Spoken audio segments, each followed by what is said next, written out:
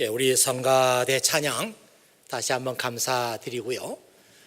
지금 여름 기간이고 많은 대원들이 떠나가 있지만 그래도 은혜로운 찬양 매주 준비해서 이렇게 들려주신 것 너무나 감사하고 또 하나님께서 많은 영광을 받으시리라 그렇게 생각합니다. 오늘 저와 함께 나눌 말씀은 오늘 읽은 말씀 마가복음 2장 13절에서 17절 이 말씀을 중심으로 해서 죄인의 친구 이런 제목으로 은혜를 나누도록 하겠습니다. 여러 번 강조해서 여러분에게 말씀드리는 것은 예수님의 그 사역이 가버나움이라고 하는 그런 마을을 중심으로 해서 그런 타운을 중심으로 해서 일어났습니다. 이 가버나움은 갈릴리 호수 북쪽에 있는 아주 아름다운 마을입니다. 성경에는 가버나움을 가리켜서 개역 성경에는 본 동네 이렇게 나와 있고요. 또 제가 성지 순례를 가서 이 가버나움으로 들어가는 그 문이 있어요. 그래서 이 문으로 들어갔는데 그 문에 보니까 이렇게 써 있었어요. 카퍼나움, the town of Jesus. 가버나움은 예수님의 동네다. 예수님의 마을이다 이렇게 써 있는 것을 보고서 많은 그 좋은 인상을 받았습니다. 그런데 이상하게도 이 성경을 읽다 보면은 이 가버나움에 대해서 참 이해하기 어려운 말씀 하나가 나옵니다. 바로 누가복음 11장 23절에 나오는 말씀인데요. 여러분 한번 들어보십시오. 너 가버나움아, 내가 하늘까지 높아질 줄 아느냐? 오히려 너희는 지옥에 떨어질 것이다. 너희에게 베푼 기적이 소돔에서 일어났다면 그 도시가 오늘까지 남아 있었을 것이다. 내가 너희에게 말한다. 심판날에는 너희가 소돔보다 더 큰 심판을 받을 것이다. 저는 처음에 이 말씀 읽으면서 이게 도대체 어떻게 이 말씀을 해석해야 될지를 몰랐어요. 가버나움은 예수님께서 사랑했던 마을이고 거기에서 많은 그 말씀을 하셨고 거기에서 또 많은 병든 자들을 고치신 예수님의 사역의 중심지인데 여기 보면은 예수님께서 가버나움을 저주하시고 그리고 가버나움에 대해서 아주 분노가 있었다고 하는 것을 알 수 있습니다. 이게 도대체 어떻게 된 일일까 그런 생각을 해봤어요. 저는 이런 생각도 했죠. 성경에는 나와 있지 않지만 예수님께서 이 가버나움에 사는 그 사람들에게 뭔가 말할 수 없는 상처를 많이 받았나 보다. 그런 생각도 하면서 지나갔어요. 그런데 이 마가복음 강해 설교를 하면서 드디어 그 이유를 알았습니다. 예수님께서 이 가버나움을 저주하시고 가버나움을 책망하신 이유는 가버나움의 사람들이 예수님을 믿지 않았기 때문입니다. 여기서 많은 말씀을 하셨고 여기에서 많은 기적이 나타났고 가버나움에 사는 마을 사람들은 예수님이 하신 일들을 모두 다 목격을 했어요. 그런데도 불구하고 가버나움의 사람들이 믿지 않았습니다. 그래서 예수님께서 이 가버나움 사람들의 교만한 마음을 탓하신 거예요. 가버나움아, 내가 하늘까지 높아질 줄 아느냐? 너희에게 베푼 기적이 소돔에서 일어났다면 소돔은 하나님의 심판을 받아서 멸망한 도시입니다. 이 소돔은 하나님을 믿지 않았고 하나님께서 기뻐하는 일을 하지 않았던 그 마을에 대해서 하나님께서 심판으로 소돔을 멸망시켰어요. 내가 가버나움 이 도시에서 행했던 그 일들을 소돔에 가서 했더라면 소돔 사람들은 그걸 보고 다 하나님을 믿었을 것이다. 그런데 너희는 믿지 않았다. 저는 이 말씀을 생각하면서 이 믿음이라는 게요, 어떻게 믿음이 생기느냐? 무슨 많은 체험을 했다고 해서 믿음이 생기는 것도 아니고 또 설교 말씀을 많이 들었다고 해서 믿음이 생기는 것도 아니고 또 성경을 많이 공부했다고 해서 믿음이 생기는 것도 아니고, 다시 말하면 믿음이라고 하는 것은 우리의 노력을 통해서 주어지는 게 아니다. 물론 1에서부터 10까지 이렇게 놓고 보면은 우리가 우리의 노력을 통해서 이룰 수 있는 부분이 2이나 3, 뭐 그 정도 있다면 나머지 부분들은 우리의 노력과 상관없이 하나님께서 원하는 사람들에게 주시는 선물이구나, 이런 생각을 하게 됩니다. 실제로 성경 말씀 보면은 우리의 믿음, 우리의 구원은 하나님의 선물이다. 에베소서 2장 8절에 나와 있는 말씀이죠. 교회 오래 다니고 교회 생활에 익숙하고 그런다고 해서 믿음이 생기는 것이 아니라 하나님께서 은혜로 주시는 선물을 받은 사람만이 믿음을 가질 수 있다, 그런 생각을 하게 되는 거예요. 이 가버나움 사람들, 그렇게 예수님께서 사역의 중심지로서 사랑했고 많은 말씀을 들려줬고 기적을 보여줬고, 그래도 가버나움 사람들은 예수님을 믿지 않았어요.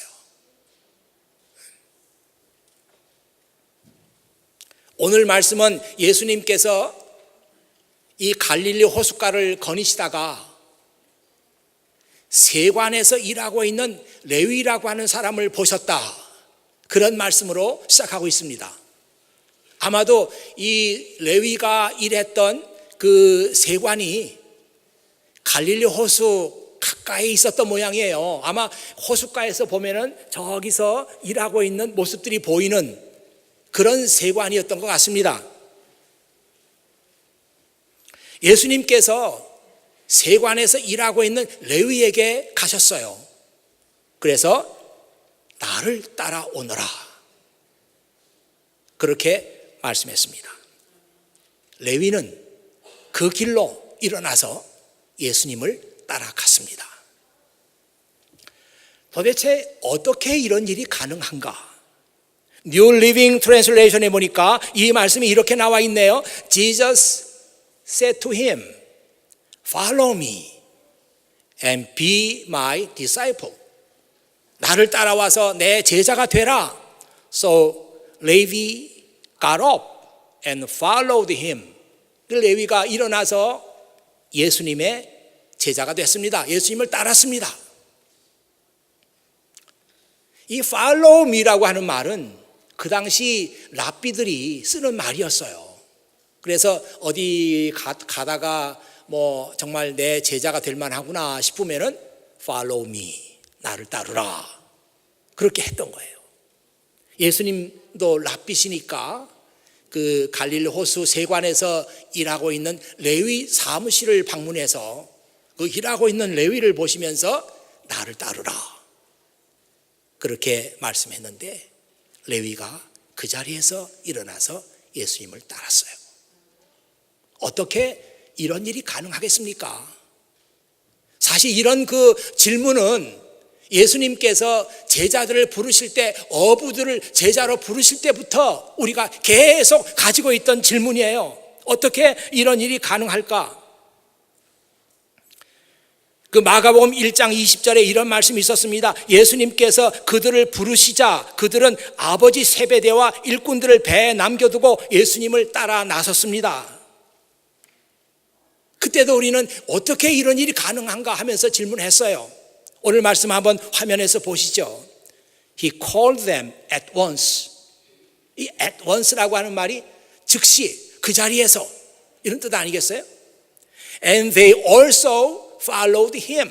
그리고 그들은 역시 그 예수님을 따랐다. Leaving their father in the boat. 그 아버지를 보트에 남겨놓고 with a hired man, 그 고용한 사람들과 함께 그 아버지를 보트에다가 남겨놓고 나를 따르라, 이렇게 말씀하시는 예수님의 말씀을 따라서 그들은 즉시 제자가 됐습니다. 이 말씀을 가만히 보면 He called them at once. 즉시 그 자리에서 예수님께서 이 일하고 있는 어부들에게 가가지고 이 말을 해야 되나 안 해야 되나 기회가 아닌 것 같긴 한데 해볼까?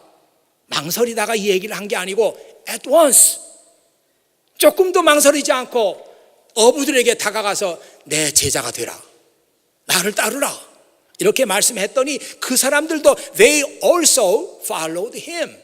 그들도 역시 지체하지 않고 예수님을 따랐단 말이에요. 예수님의 부르심과 그들의 응답 사이에는 아무런 망설임이 없어요. 시간적으로 지체하는 게 없습니다. 그 자리에서 그냥 따라서 예수님의 제자가 됐습니다. 마태가 전한 복음서, 마가가 전한 복음서, 누가가 전한 복음서 읽어보면 똑같은 패턴이에요. 예수님께서는 부르셨고 부르심을 받은 사람들은 지체하지 않고 그 자리에서 예수님을 따랐습니다. 어떻게 이런 일이 가능하겠습니까? 레위의 직업이 세리였어요. 우리는 이 말씀 읽으면서 이 부분을 놓치면 안 됩니다. 이 부분을 놓치고 그냥 대수롭지 않게 지나가면 어떻게 레위가 예수님께 그런 순종을 드릴 수 있었는지 알 수가 없어요.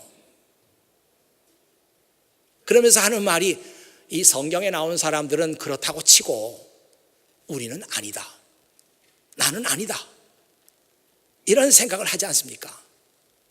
여러분 가운데 예수님의 말씀 듣고 즉시 그 자리에서 일어나서 예수님의 제자가 될 사람이 여기에 몇 사람이 있단 말입니까?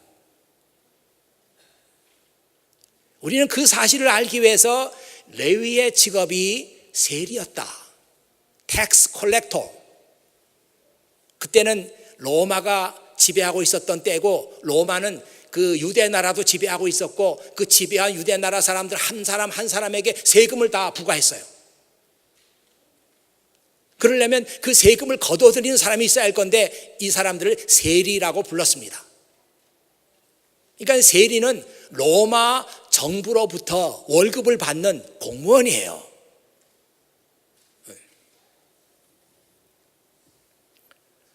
이 레위라고 하는 이름은 히브리식 이름입니다. 그때 당시의 사람들은 적어도 이름을 2개, 3개 가지고 있었어요. 하나는 히브리식 이름입니다. 히브리 사람들이니까 자기들 식의 이름이 있어요. 또 하나는 공적으로 쓰는 이름인데요. 공적으로 쓰는 이름인데 그 이름은 그리스어로 썼습니다. 그릭 네임이죠. 그러니까 이 레위라고 하는 사람은 히브리식으로 부르는 이름이고 사적으로 부르는 이름이고 집안에서 부르는 이름이고 식구들끼리 부르는 이름이고 이 사람의 공적인 이름 그리스 이름은 마태입니다. 마태복음을 쓴 마태예요. 그 당시에는 이런 식으로 이름을 2개씩 3개씩 갖고 있었습니다. 여러분이 잘 아는 시몬, 이건 히브리식 이름이에요. 그런데 베드로, 시몬 베드로 그러잖아요. 이 베드로는 그리스식 이름입니다. 이 베드로는 이름 하나가 더 있었어요. 게바라고 하는 이름도 있었는데 이 게바라고 하는 이름은 아람익 네임입니다. 그러니까 지금의 시리아의 그 옛날에 시리아 사람들이 쓰던 언어, 시리아는 굉장히 큰 나라고 굉장히 그 언어학적으로 그때 일대를 다 지배하고 있던 그런 나라니까 그 유대 나라도 시리아어를 많이 썼어요. 그냥 일상적으로 말할 때는 아람어를 많이 썼습니다. 그래서 이 베드로에게는 게바라고 하는 이름 하나가 더 있어요. 물론 다른 사람들도 있었을 텐데 성경에는 그 이름이 나오지 않습니다. 사도 바울은 어때요? 바울도요. 어떤 사람은 원래 이 사람이 사울이었는데 나중에 은혜 받고 나서 바울이 됐다 이렇게 말하는 사람들이 있는데 뭐 그렇게 얘기해도 뭐 상관없어요. 상관없지만 이 사울이라고 하는 이름은 히브리식 이름입니다. 똑같아요. 히브리식 이름이 있고 공적인 이름이 있는데 공적인 이름이 바울이에요. 그리스 이름이죠. 그러니까 이 사도 바울이 개인적인 그런 일을 할 때는 사울이라고 불렀고, 은혜 받고 나서 이제 사도로서 공적인 일을 시행할 때는 사울이라고 쓰지 않고 바울이라고 이렇게 불렀던 것입니다.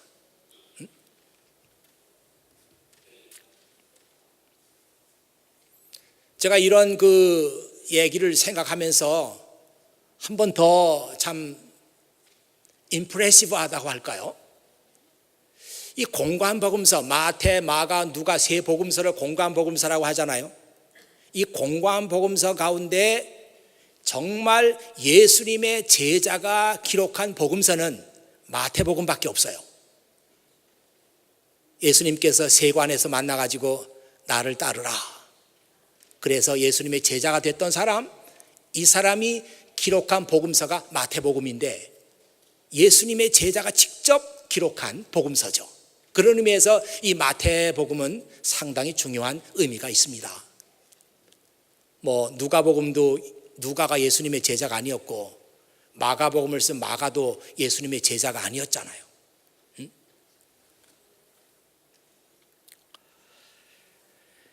레위 마태의 직업이 세리였다는 사실을 우리는 주목해야 합니다. 이 사실을 놓치면 왜 어떻게 그렇게 예수님의 부르심에 단번에 응답할 수 있을까, 이런 것을 우리가 이해할 수가 없어요. 저는 생각하기를 이 마태, 세리, 마태, 레위는 자기 생활에 그렇게 만족했던 사람이 아닙니다. 여러분, 이런 그 말씀들을 들을 때 오해하지 말고 들어야 돼요. 지금 여러분의 생활에 참 만족하고 살아야 된다고 하는 그런 그 의미가 있어요. 있지만 지금 여러분의 삶에 안주한다, 그런 의미에서 여러분의 삶에 만족하는 것은 우리 크리스찬의 삶의 태도가 아닙니다. 이 세리 마태는요, 아무 걱정 없이 살던 그런 사람이 아니에요. 뭔가 내가 이대로 살아서는 안 된다, 내가 언젠가는 이 자리를 떠나야 한다, 이런 생각을 레위는 마음속에 가지고 있었어요. 경제적으로는 로마의 공무원이니까 좀 넉넉하게 살았을지 몰라요. 그러나 유대 사람들은 세리를 가장 경멸했어요. 저 사람들은 로마 정부에 붙어가지고 민족의 피를 빠는 사람들이다, 그러면서 세리들을 가장 경멸했습니다. 여러분, 성경에 삭개오가 등장하잖아요. 삭개오도 세리였어요. 그런데 이 레위보다도 더 직급이 높았죠. 세리장이라고 나와 있으니까요. Chief Tax Collector예요. 그 세리들의 보스죠. 아마 경제적으로는 풍족하게 살았을 거예요. 근데 이 세리 삭개오의 마음속에도 내가 이대로 살아서는 안 된다, 지금 경제적으로는 아무 문제가 없지만 이것으로 여기서 내가 안주해서는 안 된다, 언젠가는 이 자리는 내가 떠나야 될 자리다, 그런 생각을 갖고 있었다고 저는 믿습니다. 그 증거가 뭐냐면, 그래서 삭개오가 예수님을 보기 위해서 뽕나무 위로 올라간 거예요. 여러분 생각해 보세요. 삭개오는 키가 작았다고 그러잖아요. 경제적으로는 잘 먹고 잘 살았을 테니까 배가 뻘록하게 나왔겠죠. 이 사람이 예수님을 보고 싶은 거예요. 그래서 뽕나무 위로 올라갔어요. 바로 이 얘기가 어쩌면 내 앞을 지나가는 저분이 내 인생에 새로운 빛을 비춰줄 수 있는 분일 수 있다, 이런 기대를 가지고 뽕나무 위에 올라갔던 것입니다.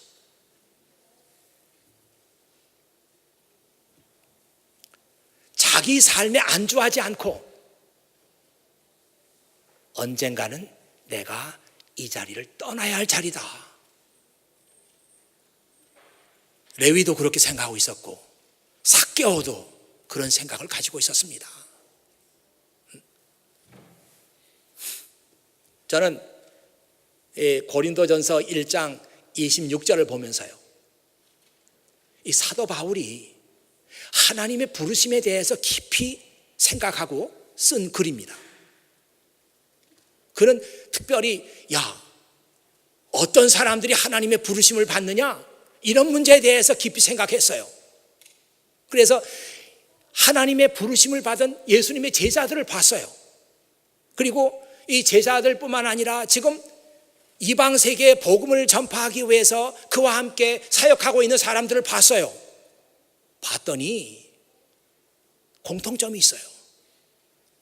그 얘기가 고린도전서 1장 26절에 나와 있는데요, 지금 화면에 나가고 있습니다. 하나님께서 여러분을 부르셨을 당시 여러분의 모습이 어떠했는지를 생각해 보십시오. 세상의 표준으로 볼 때 지혜 있는 사람이 많지 않았고 권력 있는 사람도 많지 않았으며 가문 좋은 사람도 많지 않았습니다. 이 공통점이에요. 예수님의 제자들을 봐도 이런 공통점이 있고 지금 그 자기와 함께 사역하고 있는 사람들을 봐도 이런 공통점이 있는 거예요. 지혜 있는 사람이 누굽니까? 학벌이 좋은 사람이잖아요. 권력 있는 사람이 누구예요? 그 사회에서 높은 포지션에 앉아 있는 사람이 권력 있는 사람 아닙니까? 가문 좋은 사람이 누구예요? 그 가정의 배경이 아주 든든한 그런 사람 아닙니까? 하나님의 부르심을 받은 사람들을 보니까 이런 사람은 한 사람도 없더라.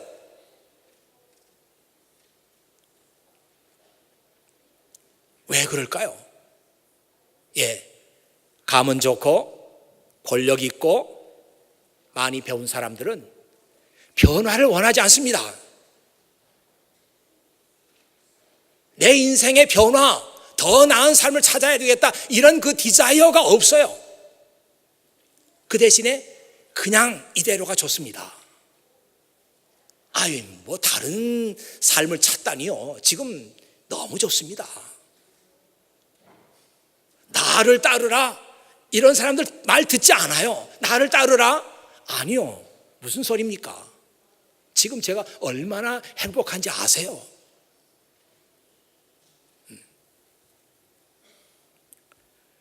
레위의 마음속에는 지금 이 자리는 내가 오랫동안 앉아있을 자리가 아니다. 경제적으로는 부유하지만 그러나 이거 가지고 나는 만족할 수 없다. 더 가치 있는 삶이 있을 것이다. 그런 생각을 레위가 했습니다. 저는 우리 크리스찬의 마음속에 이 레위가 가지고 있었고 삭개오가 가지고 있었던 그 디자이어, 더 가치 있는 삶을 찾고자 하는, 현실의 삶에 안주하지 않는 이 디자이어가 여러분 속에 있어야 한다고 믿어요. 언제까지? 죽을 때까지. 나이가 많아도 항상 이 디자이어가 있어야 합니다.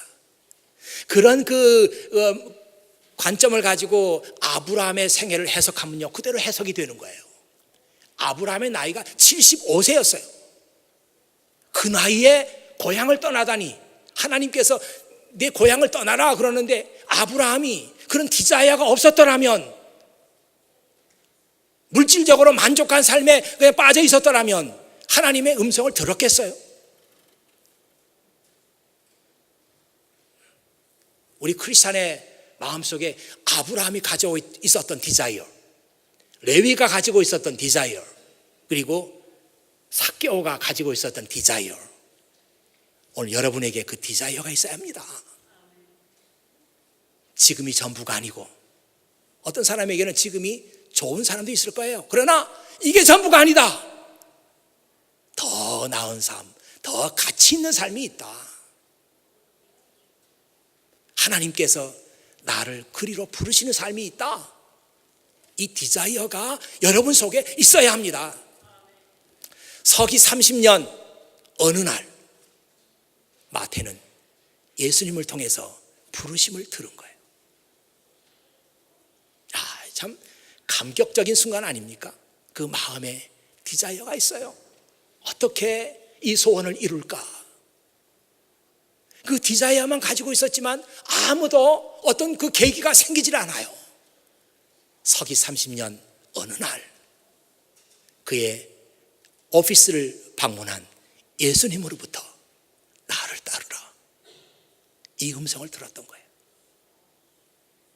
이 디자이어가 마음속에 있었기 때문에 레위는 지체할 이유가 없었어요. 이분의 음성, 이게 하나님께서 나를 부르시는 음성이다. 지체할 이유가 없었어요. 예수님의 제자가 된 레위가 제일 먼저 한 일이 있습니다. 그것은 예수님을 자기 집에 초대한 일이었어요. 그리고 자기 친구들, 세리들을 자기 집에 초대한 일이었습니다. 예수님을 따라서 예수님의 제자가 된 후에 며칠이나 지났을까? 한 달 후, 아니 1년 후에 이런 예수님을 초대했을까? 아니에요. 그날 저녁에, 아니면 그 다음 날에 예수님을 초대했고 자기 친구 세리들을 자기 집에 초대했습니다. 저는 이 말씀을 보면서 그런 생각 해봤어요. 얼마나 좋았으면 그렇게 했을까? 예수님을 따라서 새로운 삶을 살기로 작정하고 예수님을 따라 나섰던 그 삶의 결단이 얼마나 기뻤고 얼마나 좋았으면 즉시 그런 일을 했을까? 그런 생각을 해봤어요. 아름다운 식탁이 차려졌습니다. 음식이 많고 음식이 맛있어서 아름다운 식탁이 아니라 그 자리에 예수님께서 계셨고 그 자리에 자기 친구들이 왔어요. 예수님을 초대한 것은 나에게 새로운 삶의 기회를 주신 예수님께 감사와 기쁨의 표시고, 제 친구들을 그 자리에 초대한 것은 내가 만난 예수 그리스도 너희들에게 소개하고 싶다, 그 마음이었어요.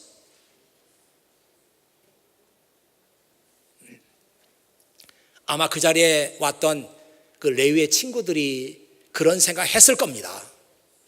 야, 이분을 만나게 하려고 레위가 나를 불렀구나.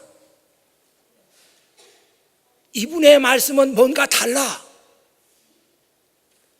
이분 앞에는 정말 내가 믿고 무슨 말이든지 할 수 있을 것 같아. 막 그런 생각을 레위 친구들은 했을 거예요. 그런데 어떻게 알아든지 그 자리에 율법주의자들이 등장했습니다. 여러분, 율법주의자들 아시죠? 원리, 원칙만 주장하는 사람들, 우리는 율법에 하나도 어기지 않고 다 지킨다, 이런 아주 완벽주의자들, 이런 사람들 몇 명이 등장했어요. 그러면서 제자들에게 묻습니다. 아니, 당신의 선생은 죄인들하고 식사를 합니까? 그렇게 예수님을 비난했어요. 아마 이 얘기가 예수님의 귀에도 들렸던 모양이죠. 건강한 사람에게는 의원이 쓸데없고 병든 자에게라야 의사가 필요하다. 나는 건강하고 의로운 사람을 부르러 온 것이 아니라 죄인들을 불러서 회개시키러 왔다. 예수님께서 그렇게 말씀하셨어요. 건강한 사람은 자기 스스로를 의롭다고 주장하는 사람들 같은 사람들이에요. 병든 사람들은 자기 자신이 죄인이라는 사실을 숨기지 않는 사람 같은 사람들이에요. 내가 이 세상에 온 것은 병든 사람을 찾아서, 그리고 죄인들을 찾아서 구원하러 왔다. 여러분, 이 예수님의 이 선언이 어떤 의미가 있습니까? 예수님께서는 병든 사람들하고 죄인들하고 자기를 동일시했다는 거예요. 의인들하고 자기를 동일시한 게 아니고, 건강한 사람들하고 자기를 동일시한 게 아니고, 병든 사람들하고 죄인들하고 자기를 동일시했다는 거예요. 이건 정말 혁명적인 선언이고, 아주 모든 생각과 모든 전통을 다 파괴하는 그런 선언입니다. 여러분, 도대체 친구를 사귀는데 말이죠, 죄인들을 친구로 사귀는 사람이 어디 있습니까? 여러분, 이 시간에 10명까지는 생각할 거 없고 한 3사람 정도만 여러분의 친구들 한번 생각해 보세요. 거기 죄인이 있습니까? 머릿속에 생각나는 사람이 있는데요, 내 친구 참 있는데요, 너무나 좋은 애예요. 학교는 어디 다니고요, 그리고 집안도 빵빵해요. 자랑스럽게 얘기할 거예요. 나보다 훨씬 못한 사람 자랑스럽게 친구라고 소개할 사람 있습니까? 예수님은 병든 사람들, 죄인들을 친구로 삼으셨어요. 자기 자신을 그 사람들하고 동일시했어요. 나는 그 사람들 중에 한 사람이다, 이렇게 생각하신 거예요. 참 제가 이런 말씀들을 한 번 읽은 것도 아니고 여러 번 읽었지만 그때 생각하지 못했던 것들이 자꾸 생각이 나요. 예수님은 병든 사람들, 예수님은 죄인들을 대상으로 해서 사역을 하신 거예요. 아니, 그런 분이 어디 있습니까? 돈 많은 사람들, 교양 있는 사람들, 많이 배운 사람들, 그런 사람들을 대상으로 해서 사역을 해야 되잖아요. 지금 우리 한국 교회가 가지고 있는 고질적인 병, 이게 1970년 초부터 생긴 것입니다. 그때가 우리 한국의 대형 교회가 생기기 시작했던 때하고 딱 맞아떨어지는 거예요. 1960년 때만 해도 한국의 대형 교회라는 그게 없었어요. 물론 조금씩 큰 교회는 있죠. 그렇지만 지금식으로 말하는 교인 수가 8만 명이다, 10만 명이다, 이런 교회는 그때는 없었어요. 그때는 모든 것이 다 강북을 중심으로 해서 이루어지고 있었어요. 강남이라는 말이 그때 생겨나질 않았거든요. 강남에는 논밭밖에 없었어요. 개발이 안 됐어요. 사람들이 살만한 곳이 못 됐어요. 다 사람들이 강북으로 올라왔죠. 그러다가 서울이 확장되면서 강남이 개발되기 시작했어요. 그때 아파트가 생기기 시작했죠. 우리 미국에 살다 보면은 아파트 사는 거를 별로 그렇게 자랑스럽게 여기지 않아요. 개인 집에 사는 게 훨씬 나아요. 근데 한국 사람들은 아파트를 좋아합니다. 미국의 아파트는 그렇게 막 호화스러운 아파트가 없어요. 근데 한국의 아파트는 장난이 아니에요. 사람들이 다 아파트에 빠진 거예요. 강북에는 옛날 집들인데 춥기도 하고 아주 허름하고 다 힘들어요. 살기가 불편해요. 그런데 강남에 생긴 거 좋은 아파트들 보니까 생각이 다 바뀐 거예요. 그러면서 아파트들이 계속 생기기 시작하고 교회들도 다 그쪽으로 이사를 가기 시작한 거예요. 왜? 거기 가야 부자들이 있다, 거기 가야 배운 사람들이 있다, 거기 가야 교양 있는 사람들을 교회로 끌어들일 수 있다, 그런 생각 가지고 다 강남으로 이사를 갔던 거예요. 큰 교회들이. 그래서 대형 교회들이 생기기 시작했습니다. 이게 지금의 문제가 되고 있는 거예요. 다 돈 문제 때문에. 엊그저께도 보니까 어느 교회에서 돈 때문에, 한국 유명한 교회인데 돈 때문에 수석 장로가 떨어져서 투신 자살을 했어요.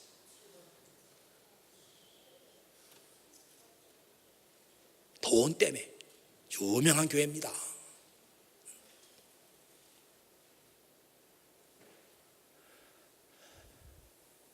그런데 예수님의 눈에는 그런 사람들이 들어오지 않았어요. 병든 사람들, 가난한 사람들, 그런 사람들을 대상으로 해서 사역을 하셨습니다. 그러니까 예수님께서 투신 자살할 이유도 없는 거죠. 돈 때문에 무슨 시험 받을 일도 없는 거죠. 정말 예수님의 말씀처럼 섬기지 않으면 안 될 대상들이죠. 그 사람들에게서 아무것도 기대할 게 없고 아무것도 받을 것이 없는 사람들이죠. 예수님께서 그렇게 말씀하셨어요.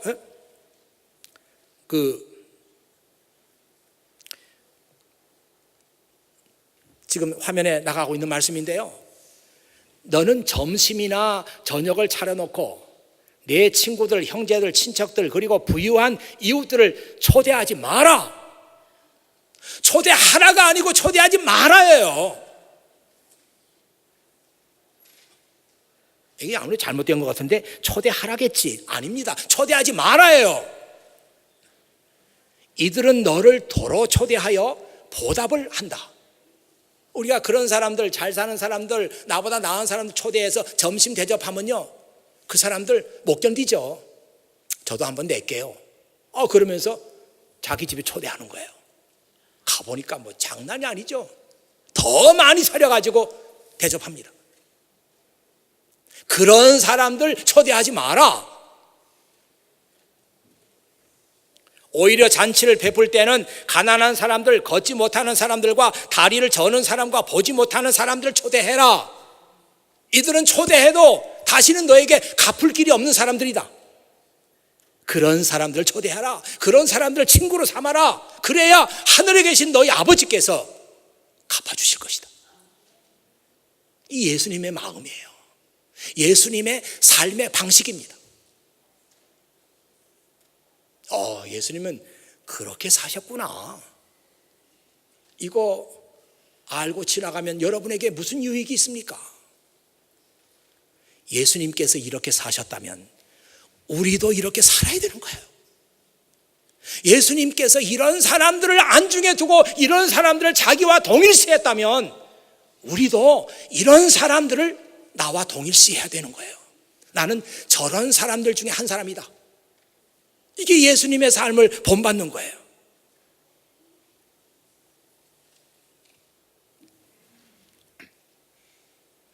중요한 것은 오늘 이 말씀을 듣는 우리들이 누구의 친구가 되느냐 하는 것입니다. 예수님을 그대로 본받는다면 가난한 사람들의 친구가 돼야 되고, 병든 사람들의 친구가 돼야 되고, 외로운 사람들의 친구가 돼야 되고, 죄인들의 친구가 되어야 합니다.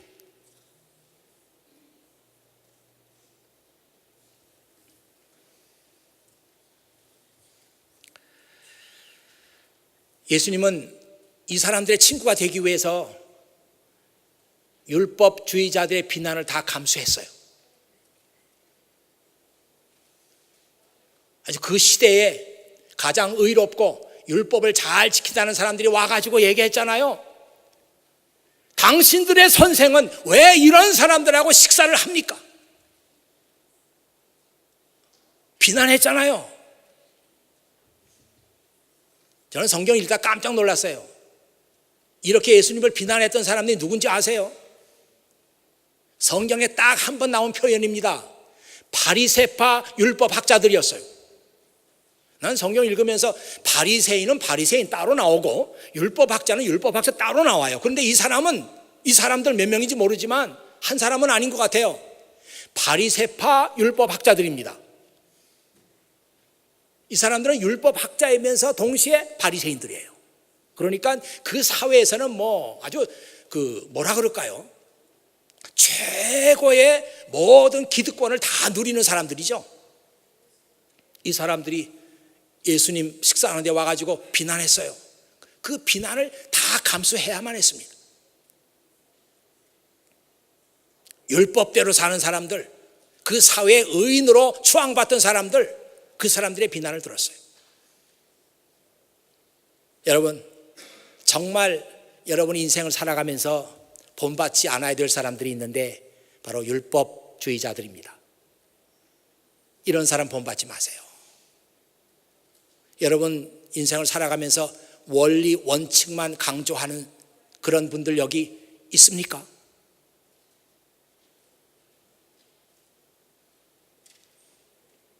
원리 원칙만 강조하는 사람들의 치명적인 오류는 그들의 생각에 상상력이 없는 거예요.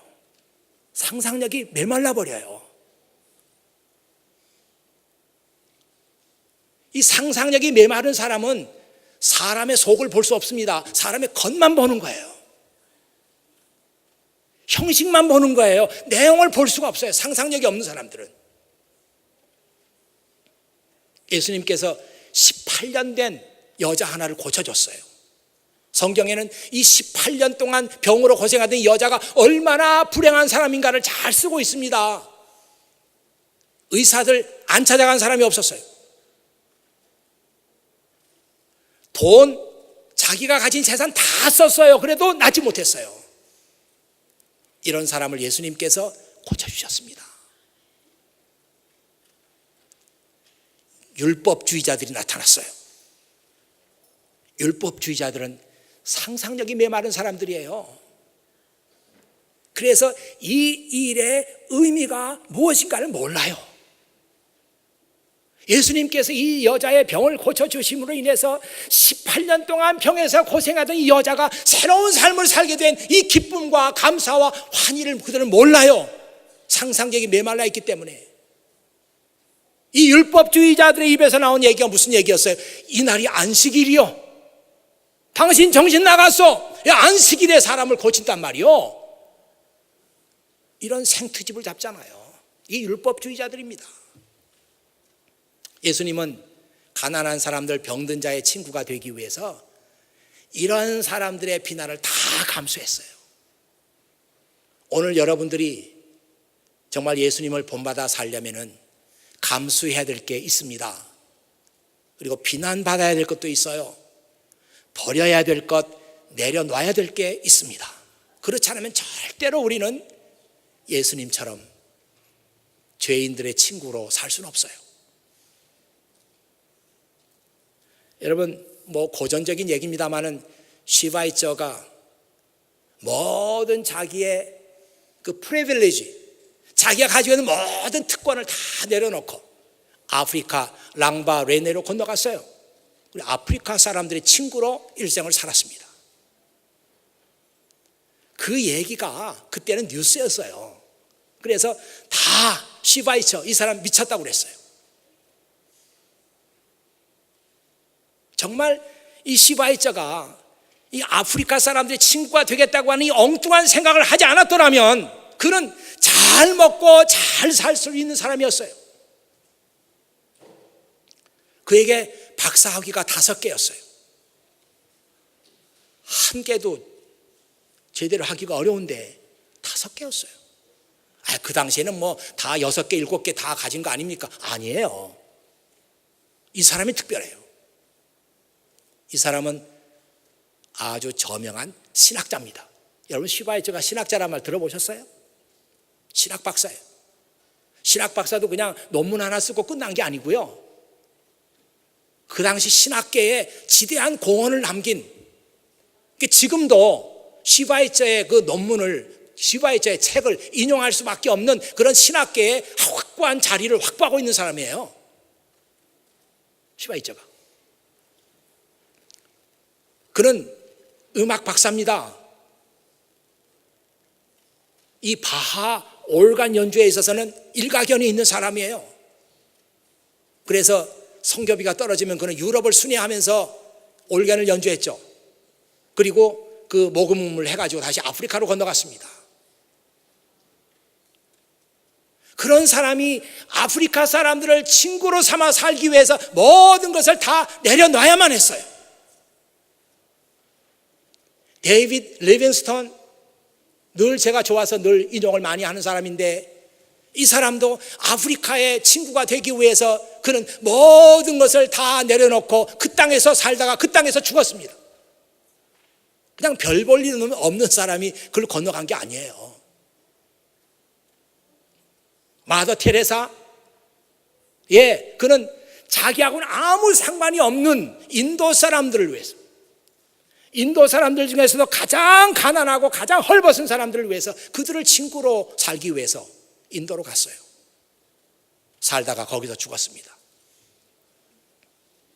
헨리 나우엔 존경받는 학자였어요.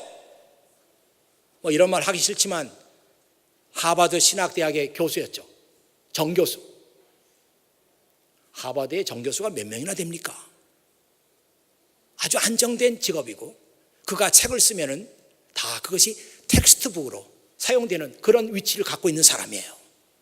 그러나 어느 날 정신 지체자들을 친구로 삼고 살기 위해서 그가 가진 모든 걸 다 내려놨죠. 여러분, 이 죄인들의 친구로 산다는 게 그리 간단한 문제가 아닙니다. 그러나 동시에 불가능한 것도 아니에요. 주님은 말씀하셨죠. Humanly speaking, it is impossible. 인간적으로 말하면 어렵다. 그러나 with God, everything is possible. 하나님과 함께라면 모든 것이 다 가능하다. 그렇게 주님은 말씀하셨습니다. 저는 이 설교 준비를 하면서 제 자신에게 물어봤어요. 슈바이처, 리빙스톤, 마더 테레사, 헨리 나우엔, 그 사람들의 얼굴 속에서 예수님의 얼굴이 보이는 거예요. 죄인들의 친구로 살았던 예수님의 얼굴이 그들의 얼굴 속에서 보이는 거예요. 내 얼굴에서 예수님의 얼굴이 보이느냐?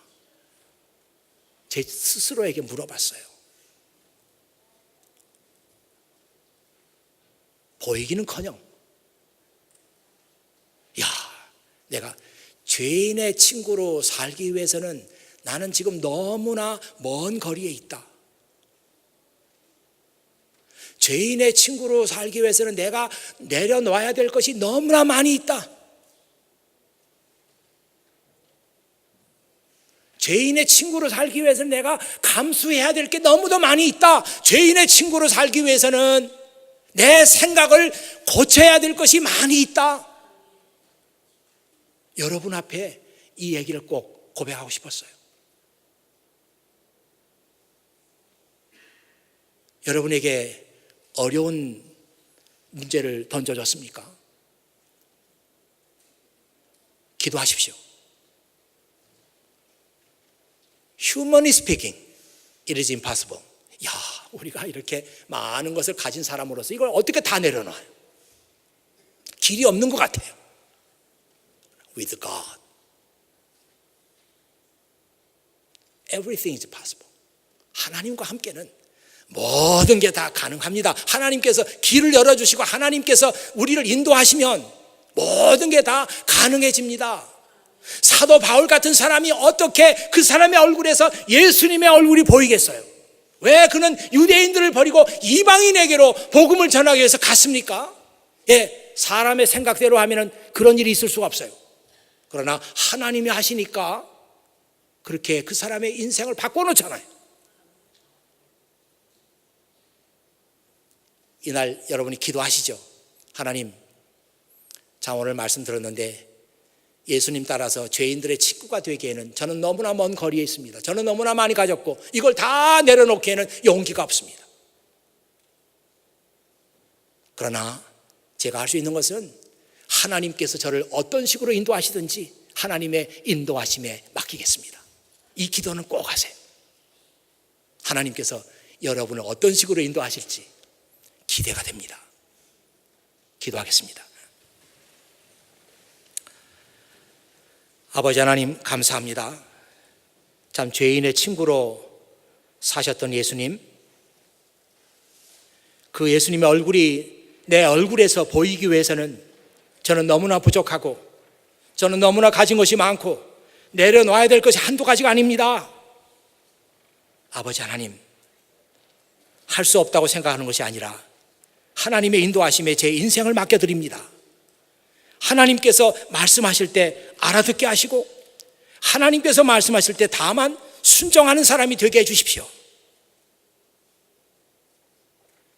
예수님의 이름으로 기도하옵나이다. 아멘.